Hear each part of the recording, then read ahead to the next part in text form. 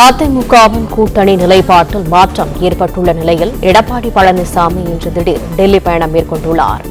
பாஜகவுடன் கூட்டணி இல்லை என அதிமுக கூறி வந்த நிலையில் தற்போது தங்களுக்கு திமுக மட்டுமே எதிரி என நிலைப்பாட்டில் மாற்றம் ஏற்பட்டுள்ளதாக நாம் அண்மை செய்தியை பார்த்து வருகிறோம்.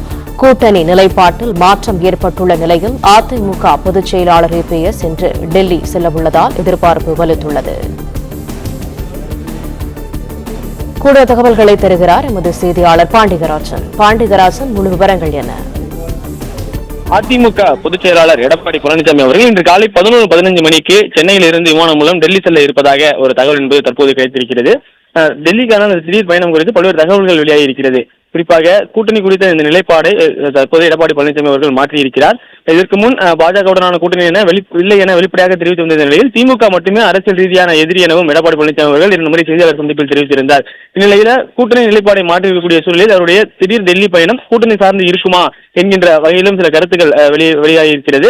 மேலும் இரட்டை இலை சின்னம் தொடர்பாக தேர்தல் ஆணையத்தில் வழக்குகள் இருக்கிறது. இரட்டை இலை சின்னம் தொடர்பாக வழக்காக இருக்கலாம். அதன் தொடர்பாக தேர்தல் ஆணையத்திற்கு நேரடியாக எடப்பாடி பழனிசாமி அவர்கள் செல்வதற்கான சூழல் உருவாகி இருக்கலாம் என்கின்ற வகையிலும் அரசியல் வட்டாரங்கள் தெரிவிக்கின்றன. குறிப்பாக இன்று சட்டப்பேரவைக்கு காலை வரை அவர் வருவார் என தெரிவித்திருந்த நிலையில் காலை 11:15 மணிக்கு சென்னை விமான நிலையத்திலிருந்து டெல்லி அவர் செல்ல இருப்பதாக தகவல் கிடைத்திருக்கிறது. மேலும் கடந்த மாதம் அதிமுகவினுடைய தலைமை அலுவலகம் டெல்லியில் தொடங்கப்பட்டது. அந்த தலைமை அலுவலகத்தை காணொலி காட்சி வாயிலாக தான் எடப்பாடி பழனிசாமி அவர்கள் திறந்து வைத்திருந்தார்கள். அந்த தலைமை அலுவலகத்திலிருந்து கட்சி நிர்வாகிகள் யாரேனும் சந்திக்க திட்டம் இருக்கிறதா என்பது குறித்தெல்லாம் தகவல்கள் வெளியாகியிருக்கிறது.